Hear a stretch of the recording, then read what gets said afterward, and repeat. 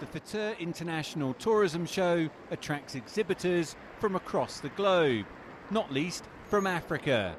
But the continent struggles to attract anywhere near enough tourists, a point recognised by the United Nations World Tourism Organization. Africa represents 5.5 to 6% of world tourism in the market share, which is way below what Africa deserves in terms of potentials. 2016, we have 8% growth in Africa.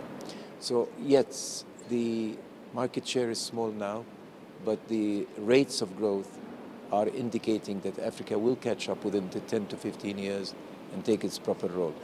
Africa is already preparing for that growth.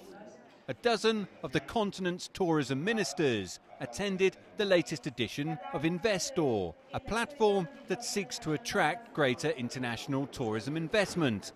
China has led the way in terms of investment into Africa, and that trend is now expected to continue with tourism. Up to now, the presence of Chinese investment probably is more in the area of general sectors like infrastructure, the roads, the telecommunication, but not yet in a big way when it comes to tourism sector. And Chinese, we're talking about annual figure of 122 million Chinese travelers going abroad to the rest of the world.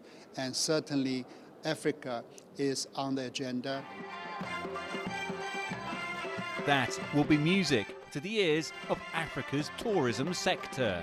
It is Africa's time, because Africa is the weakest link in the performance of global tourism, sharing just a mere 3 to 5% of a sector that is now ranked third in terms of global exports. We want to share this very juicy cake to a double-digit level.